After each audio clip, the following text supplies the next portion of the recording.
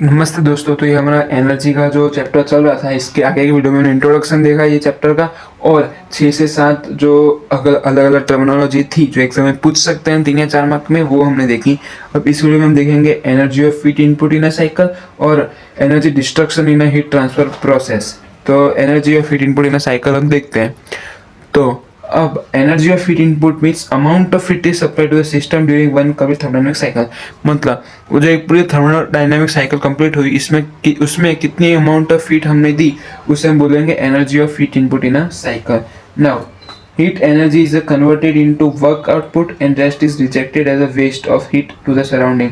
जो heat energy है वो वर्क में कन्वर्ट हुई और जो बाकी की है वो हमें वेस्ट हीट सराउंडिंग में रिलीज हुई।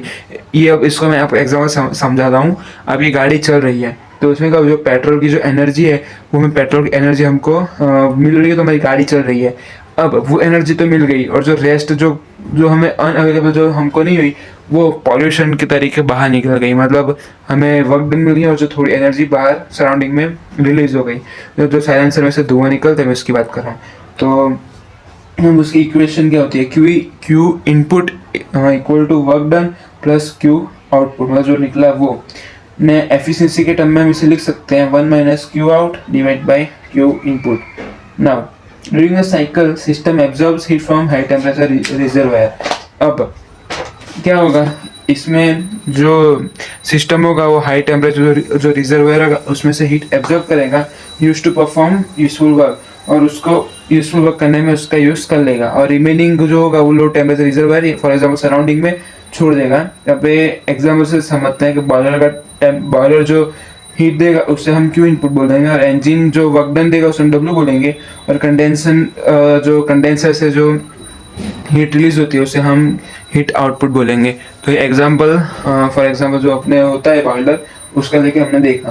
अब जो इसका वीडियो का सेकंड टॉपिक एनर्जी डिस्ट्रक्शन इन हीट ट्रांसफर प्रोसेस।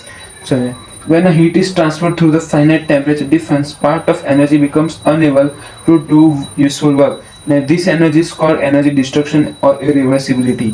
अब heat is transfer through finite temperature difference, अगर टेम्परेचर को भी फाइनाइट टेम्परेचर डिफरेंस है तो उसमें हीट ट्रांसफर हुई तो energy becomes unavailable to do useful work. तो जो एनर्जी हमें नहीं मिल सकती है अनअवेलेबल हो जाती है, अवेलेबल नहीं होती काम करने के लिए, और ऐसी एनर्जी हम बोलेंगे एनर्जी डिस्ट्रक्शन और इरिवर्सिबिलिटी। तो इससे हम बोलेंगे मतलब ऐसी एनर्जी जिससे हम यूज़ नहीं कर पाएंगे उसे हम बोलेंगे एनर्जी डिस्ट्रक्शन या इरिवर्सिबिलिटी। तो यहाँ पे Q1 हम जो इक्वेशन प्रूव करेंगे उसके लिए Q1 हम क्या लेंगे, heat transfer from hot reservoir at temperature T1, और Q2 क्या लेंगे, heat received by cold reservoir at temperature T2। अब ये ग्राफ की मदद से हम समझते हैं जो ये T1 है और T1 डैश के लिए है। और जो T1 डैश की जो एंट्रोपी होगी वो ज़्यादा होगी T1 के कंपैरिजन में। एंट्रोपी यानी मैंने आपको बोला था कि एंट्रोपी मतलब जो अरेंजमेंट होती है वो जो मतलब जो बिगड़ी हुई जो अरेंजमेंट प्रॉपर नहीं हुई तो इतनी एंट्रोपी ज़्यादा होगी, और जो अरेंजमेंट बराबर हुई तो इतनी एंट्रोपी कम हो जाए। T1 डैश की एंट्रोपी ज़्यादा है और T1 के कंपैरिजन में तो ज़्यादा है, तो इतना पार्ट ज़्यादा है, तो इससे हम जो T और S के कंपैरिजन में करेंगे तो इतना पार्ट इसका ज़्यादा मिला, तो उससे हम अब वो पार्ट हमें ज़्यादा मिला इसलिए इंक्रीज इन अनअवेलेबल एनर्जी, मैंने आपको बोला इसलिए इतनी अनअवेलेबल एनर्जी हमें एक्स्ट्रा मिली, इंक्रीज बढ़ गई। तो अब इसको हम फाइंड करते हैं। Now we can write Q1 is equal to T1 delta S equal to T dash 1 delta S1, और Q2 को हम लिखेंगे T0 डेल्टा S डैश। अब वर्क डन होगा उससे हम वर्क डन को हम ऐसे लिख सकते हैं Q1 माइनस Q2, तो T1 delta dash minus T0 delta dash. तो ये क्या अपना बना T1 minus T0 delta S। T1 temperature हो ना, T0 इनिशियल और फाइनल, ऐसे करके हम ले सकते हैं। अब इरिवर्सिबल प्रोसेस है तो उसमें क्या होगा Q माइनस Q2 डैश, तो ये हमारा T1 dash minus T1 dash into delta S dash, और जो ये है जो Q2 डैश वो हमारा कितना है T0 डेल्टा S। तो अब यहाँ से जो Q1 और जो Q2 की जो वैल्यू है यहाँ से डायरेक्ट हमको वहाँ पे सिर्फ पुट करनी है जो यहाँ पे हमने ली है वो। अब जो हमको ये मिला, अब जो T1 डैश है वो T1 से छोटा है, मैंने आपको बताया ये जो T1 डैश है वो T1 से छोटा है। T1 मतलब अपना जो हॉट रिजर्वायर का जो होगा अपना एंट्रोपी हॉट हॉट रिजर्वर की वो, और T1 डैश जो कोल्ड रिजर्वर होगा उसकी, तो इसलिए वो छोटा होगा।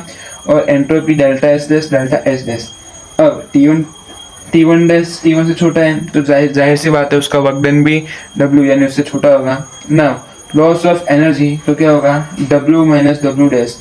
तो T1 जो ये है अपने को ये जो मिला, इससे हमको इसको माइनस कर देना है। तो जब हम इसको फॉलो करेंगे तो हमें ये आप करोगे बुक में, तो आपको मिलेगा T0 delta S dash minus delta S. तो इसे हम बोलेंगे extra entropy produce due to irreversibility. तो ये delta S minus S dash, ये हमारा ये जो एरिया जो था वो हमें मिला। तो अगर जो आपको वीडियो अच्छा लगा, ये आपको एक बार में नहीं आएगा, जब आप 2 से 3 बार समझ के खुद से लिखोगे, प्रैक्टिस करोगे। यहाँ पे मेन ये है, आपको जो वैल्यू जो अज्यूम करने, जो वैल्यू जो यहाँ पे लेनी है वो आपको याद रहेगी ना। आप सब फॉलो, जो ग्राफ की मदद से आप लिखोगे तो आपको समझ आएगा। 2 से 3 बार प्रैक्टिस करोगे तब ये सम आपसे, मतलब डेरिवेशन आपसे होगा। तो जो वीडियो लगा हो तो लाइक करो, चैनल को सब्सक्राइब करो। धन्यवाद, थैंक यू। कुछ भी डाउट या कुछ भी क्वेरी या कुछ भी हो तो कमेंट कर देना। Thank you.